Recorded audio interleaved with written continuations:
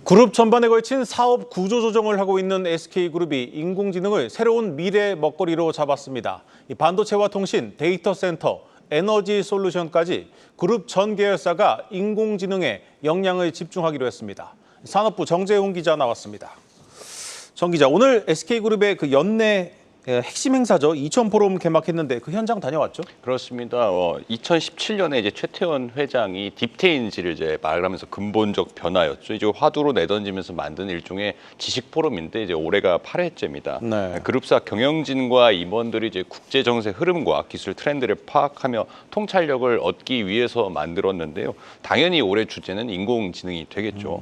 SK그룹이 이제 사업 리밸런싱을 추진하고 있잖아요. 여기서 이제 AI 사업의 핵심 자원을 다 모으겠다, 선택과 집중 전략을 취한다고 앞서 밝힌 바가 있었는데 네. 이에 이번 행사에는 현대 인공지능 아버지로 불리는 위르겐 슈미트 후보 사우디 왕립과학기술대 교수도 불렀습니다. 즉 여기서 이제 인공지능으로 어떤 사업을 할 것이냐, 그리고 어떻게 돈을 벌 것이냐, 어떻게 진행할 것이냐 이런 것들이 이제 주된 논의가 진행됐다고 보면 됩니다. 네. 최태원 회장 당연히 왔고요. 그다음에 최재원 수석부회장과 주요 계열사들 CEO들이 이제 총 출동했는데 오늘 기조연설은 이제 그룹사의 인공지능 서비스죠. A-이 있는데 여기에 사업의 중심에 있는 유영상 SK텔레콤 사장이 맡았습니다. 네. 유 사장이 우리나라가 선택할 수 있는 최적의 전략이 인공지능 인프라 퍼스트 전략이라면서 반도체와 인프라 그리고 서비스를 통해서 SK그룹도 인공지능 시대의 제3도약을 이루겠다고 강조를 했습니다. 근데 뭐 SK하이닉스가 반도체, SK텔레콤은 뭐 통신 인프라 요건 알겠는데 나머지 계열사들은 인공지능 관련해서 어떤 사업을 하는 겁니까? 최근에 이제 좀 주목할 만한 부분은 에너지라고 볼 수 있는데요. 인프라는 서비스 크게 통신과 에너지 분야로 나뉩니다. SK텔레콤을 주축으로 말씀하신 것처럼 AI 통신 네트워크와 이제 데이터 센터 인프라를 구축하고요. 네. 서비스로도 지금도 쓸 수 있는 뭐 아이폰에서 통화 녹음을 지원한다고 해서 좀 핵심 좀 소문이 봤던 네. ADAS를 이제 초거대 언어 모델을 기반으로 서비스를 확장합니다. 여기에 최근에 이제 SK ENS와 합병을 결정한 SK 이노베이션이 액침 냉각 기술과 뭐 소형 모듈 원전 SMR을 통해서 전력 효율성을 높인 AI 데이터 센터 에너지 솔루션 개발을 이제 가속화할 방침입니다. 또 향후 5년간 이제 82조 원이 투자가 진행되는 고대역폭 메모리죠. HBM을 비롯해서 SK 하이닉스가 지금 인공지능 낸드 플래시인데요. 또 AI용으로 eSSD 낸드 고도화 사업을 진행하고 있고요. 또 어제 이제 자료가 발표됐는데 SK텔레콤의 자회사죠. 사피온 코리아와 이제 리벨리온의 합병으로 자체 AI 반도체 확보에도 나섭니다. 말 그대로 SK그룹 전 계열사가 AI 역량에 좀 집중한다고 볼 수 있겠습니다.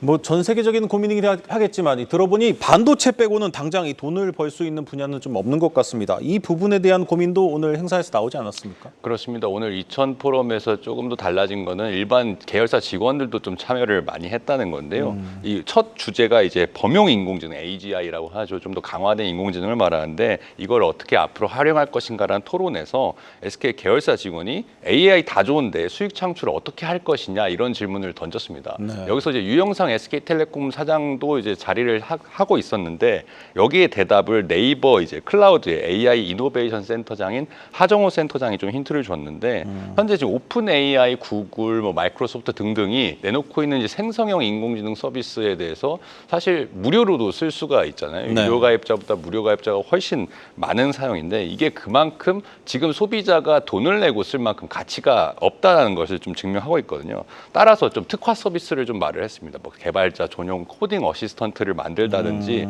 그리고 무엇보다 SK가 좀 주력으로 할 수 있는 거는 이제 다른 빅테크들의 인공지능 투자 비용을 좀 줄여주는 그런 방법을 SK가 집중할 수 있다 이렇게 좀 강조를 했습니다.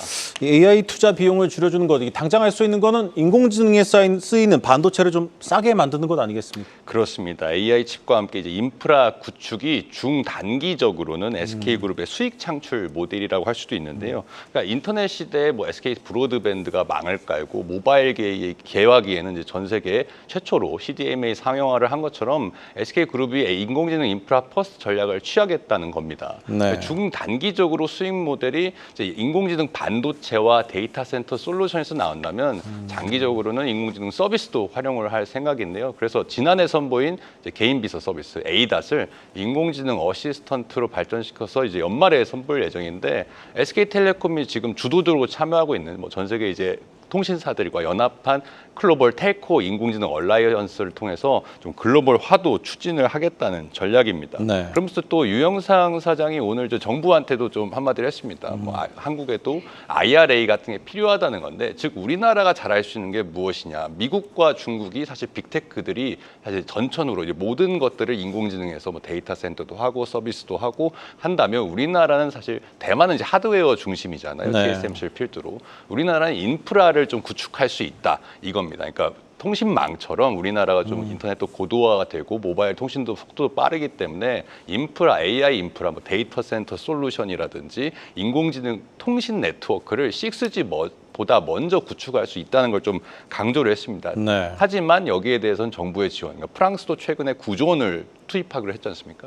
이런 것처럼 정부의 지원이 좀 따라야 된다는 걸 좀 어필을 했고요. 또 ADAS를 이제 인공지능 어시스턴트를 발전시켜서 연말에 선보일 예정인데, 즉 이제 좀 세 가지입니다. SK그룹의 AI 3대 무기가 SK하이닉스의 HBM, 그리고 SK이노베이션의 에너지 솔루션, 그리고 SK텔레콤이 앞으로 설보인 ADAS 서비스들을 좀 봐야 되는데, 단기적으로는 반도체와 데이터 센터 솔루션에서 좀 해법이 있을 것으로 보입니다만, 서비스에서 과연 SK그룹이 이것을 수익 모델로 창출할지는 좀 더 지켜봐야겠습니다.